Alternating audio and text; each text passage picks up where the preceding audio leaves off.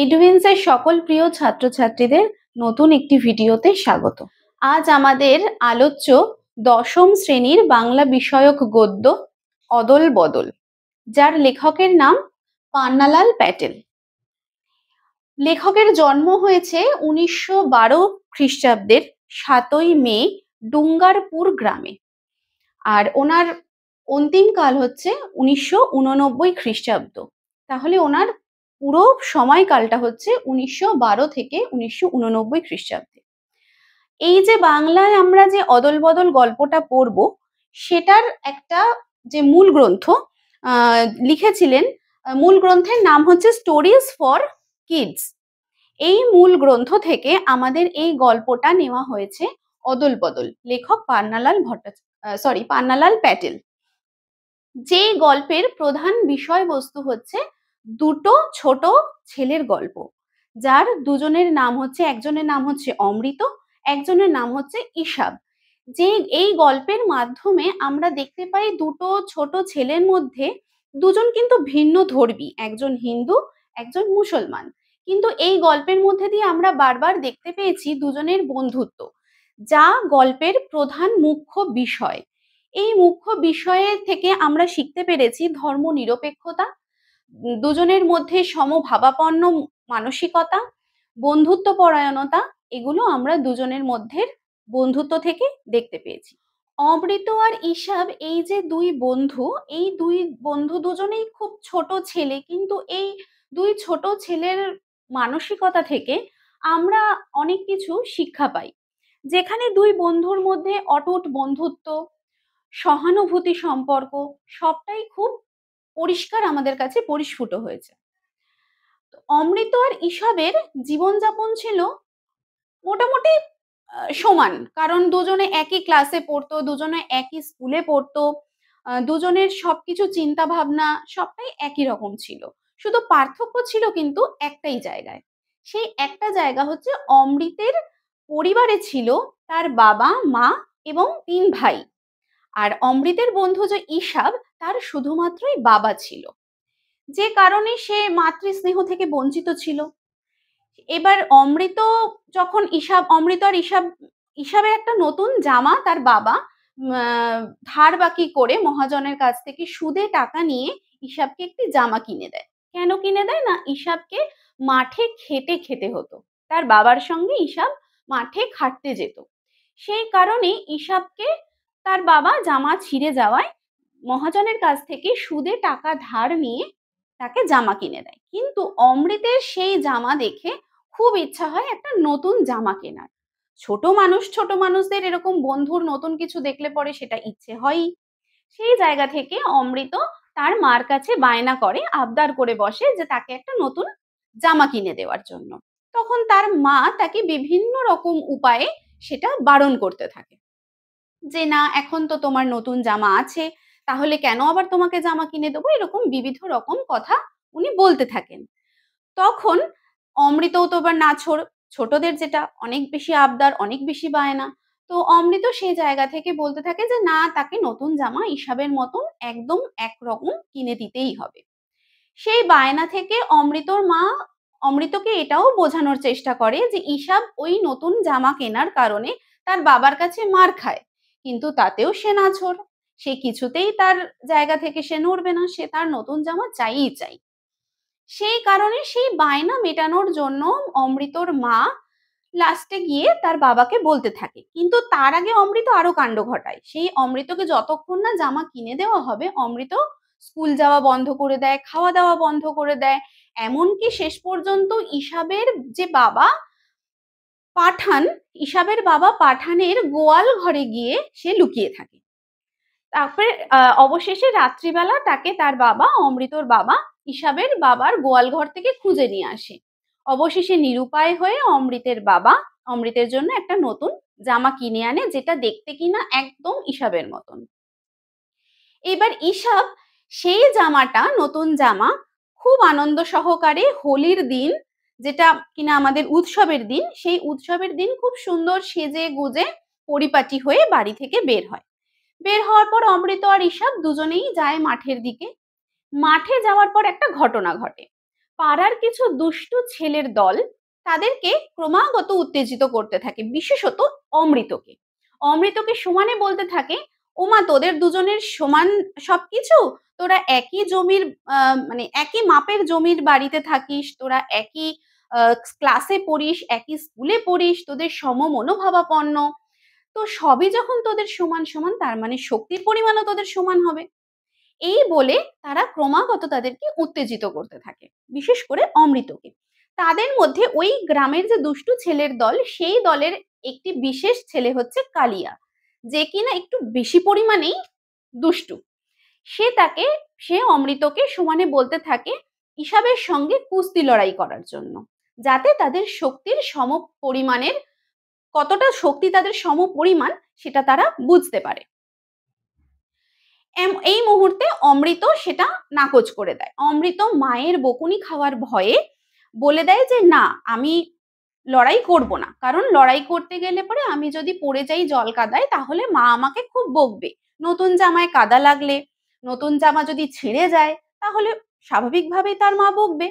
এই ভয়ে ভীত হয়ে অমৃত কিছুতেই লড়াই করতে চায় না। এবং অমৃতের লড়াই করতে না চাওয়ার পেছনে আরেকটা মুখ্য কারণ হচ্ছে ইসাবের প্রতি তার গভীর বন্ধুত্ব।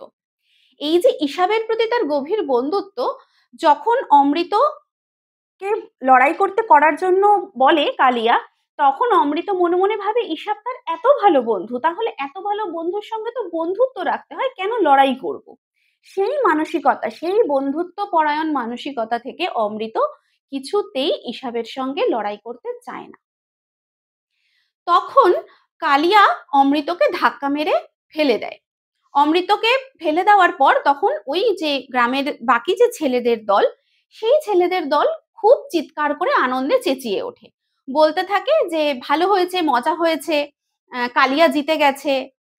যেহেতু তারা দুষ্টু ছেলের দল, তারা তাদেরকে উত্তেজিত করতে থাকে। এই শুনে ইসাবের খুব খারাপ লাগে যে অমৃত ইসাবের সঙ্গে বন্ধুত্বের কারণে অমৃত লড়াই করতে চায় না, সেক্ষেত্রে ইসাবকে তাহলে কিছু একটা করতে হবে। এই ভেবে ইসাব তখন এগিয়ে আসে কালিয়ার দিকে।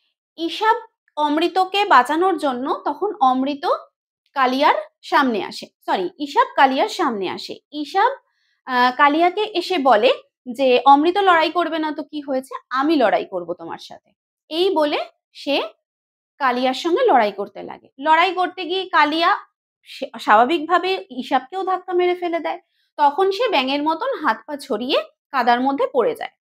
পড়ে যাওয়ার ফলে তখন ইসাব কাঁদতে শুরু করে, কারণ ইসাবের তখন জামার পকেটের 6 ইঞ্চি মতন ছিঁড়ে গেছে। তো সেই ছেঁড়া জামা দেখলে পরে ইসাবের বাবা খুব বকাবকি করবে।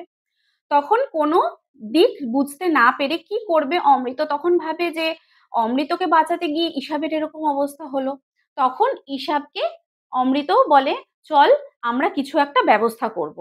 আর ছেলের দলও তখন খুব চেঁচামেচি শুরু করে দেয় যে ইসাবকে ফেলে দিয়েছে, ইসাব আর অমৃত দুজনকেই ফেলে দিয়েছে, তারা হেরে গেছে, এবং কালিয়ার দল, উভয় পক্ষ, কালিয়া এবং কালিয়ার দল সাথে তারা জিতে গেছে।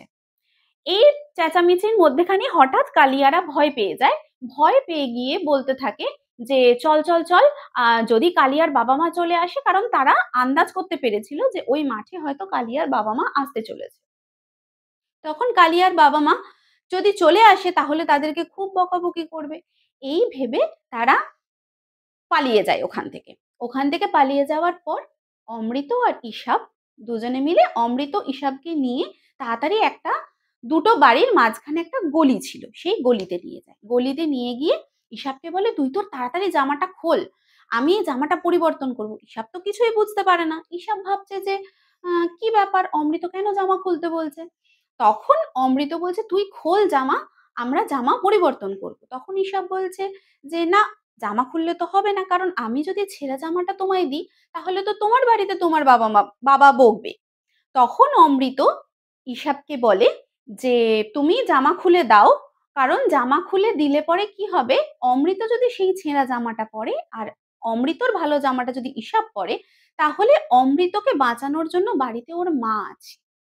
ইসাবের তো মা নেই, তাহলে ইসাবকে তো কেউ বাঁচাতে পারবে না, কারণ অমৃত এর আগে অনেকবার দেখেছে যে সে যদি কোনো সময় কোনো রকম কোনো অন্যায় কাজ করে বা দুষ্টুমি করে থাকে, তখন তাকে তার মা বাবার মার খাওয়ার হাত থেকে বাঁচিয়েছে।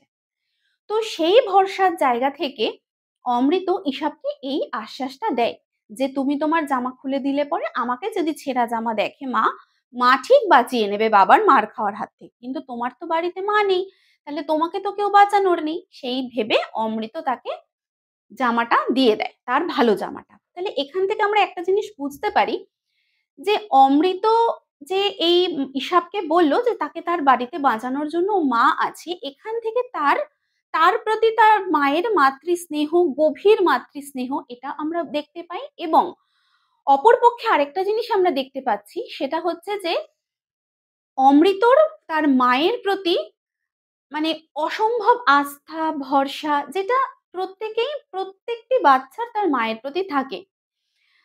মায়েদের প্রতি যে একটা অসম্ভব আস্থা আর ভরসা, সেটা আমরা অমৃতর এই চিন্তা থেকে বুঝতে পারছি।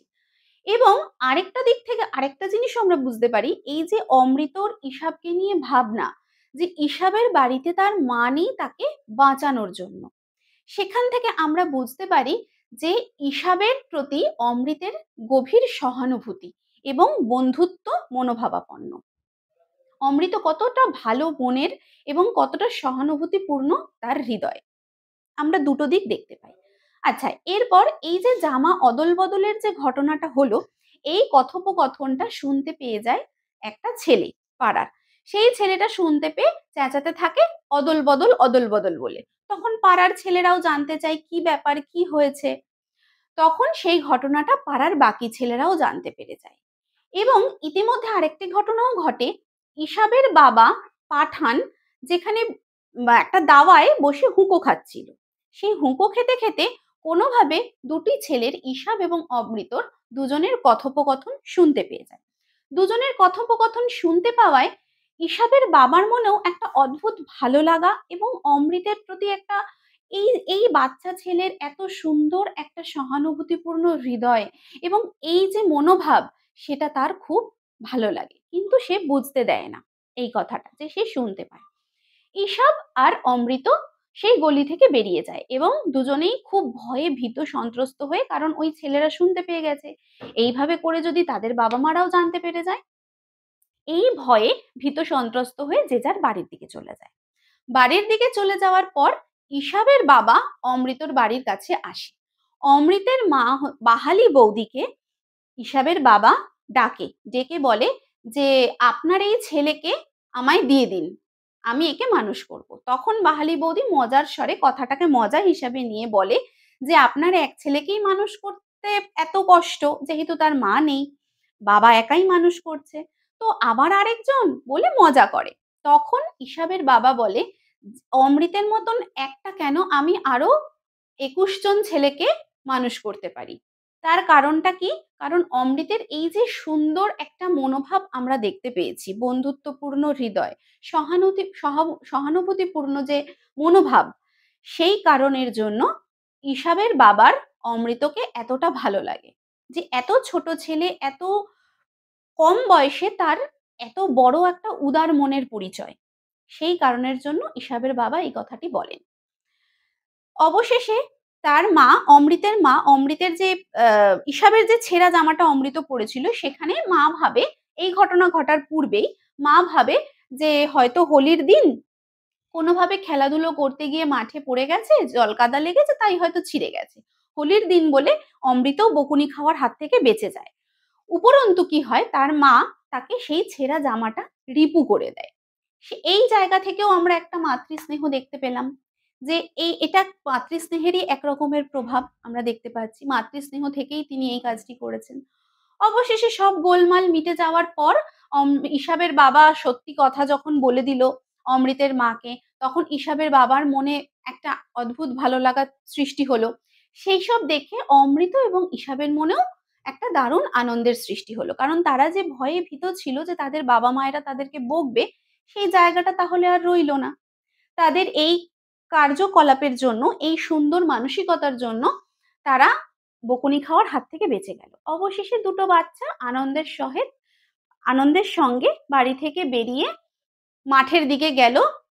হোলির দিনে আমরা সবাই জানি যে বুড়ির বাড়ি পোড়ানো হয়, এটা আমাদের একটা সংস্কার, এটা আমরাও দেখি সব জায়গাতেই, হোলির দিনকে আমাদের যে বুড়ির বাড়ি পোড়ানো হয়, তো গল্পেও সেটা দেখানো হয়েছে। হোলির দিনে বুড়ির বাড়ি পোড়ানো দেখতে চলে গেল অমৃত আর ঈশাব। সেখান থেকে এই ঘটনা পুরো গ্রামে চাউর হয়ে গেল। গ্রামে পুরোটা সবাই, গ্রামের লোকরা জানতে পেরে যাওয়ার পরে গ্রাম প্রধান যিনি, তিনিও খুব খুশি হলেন অমৃত এবং ঈশাবের এই বন্ধুত্ব দেখে। তিনি তখন তাদের নাম দিলেন, অমৃতের নাম দিলেন অদল এবং ঈশাবের নাম দিলেন বদল। আজ থেকে মানে সেই দিন থেকে, হোলির দিন থেকে দুজনের নাম পরিবর্তিত হয়ে গেল অদল এবং বদল। তাহলে আজকের আমাদের যে গল্পটা আমরা পড়লাম, স্টোরিজ ফর কিডস থেকে নেওয়া, পান্নালাল প্যাটেলের রচিত অদল এবং বদল, এই যে নামকরণের সার্থকতা, এখান থেকেই আমরা পুরো এই গল্পটা থেকে বুঝতে পারি যে কি কারণে উনি এই নামটি দিয়েছেন অদল বদল। কারণ ঈশাব এবং অমৃতর এই পরিবর্তনের থেকেই নাম দিয়েছে অদল বদল। অমৃতর নাম অদল, ঈশাবের নাম বদল। আর সর্বশেষে আমরা এই গল্প থেকে যেটা বুঝতে পারি সেটা হচ্ছে, আজকের দিনে দাঁড়িয়ে এই যে আমাদের পৃথিবীর এত হিন্দু মুসলিম এই যে মনোভাবগুলো, এগুলো মোটেই ঠিক নয়। কারণ হিন্দু মুসলিমের যে ঐক্যতা এই গল্পের মধ্যে দিয়ে, সেটা আমরা বুঝতে পেরেছি। দুজন আলাদা ধর্ম হয়েও তারা সমভাবাপন্ন, বন্ধুত্ব পরায়ণ এবং সৌভ্রাতৃত্বের প্রতীক হিসাবে আমরা এটা দেখতে পেয়েছি। এখান থেকে যেটা শিক্ষণীয়, আমরা এই গল্প থেকে শিক্ষা পেলাম সেটা হচ্ছে সবসময় একে অপরের প্রতি বন্ধুত্ব পরায়ণ এবং সৌহার্দ্য রেখে আমাদেরকে জীবন পথে এগিয়ে চলতে। এই ভিডিওটা তোমাদের কেমন লাগলো কমেন্টের মাধ্যমে তোমরা অবশ্যই জানাবে। এই ধরনের আরো শিক্ষামূলক ভিডিও পেতে আমাদের ইউটিউব চ্যানেল এডুইন্সকে সাবস্ক্রাইব করবে এবং আমাদের ফেসবুক পেজ এডুইন্সকে লাইক, ফলো অ্যান্ড শেয়ার করবে। ধন্যবাদ। Edwins, learn, grow, succeed.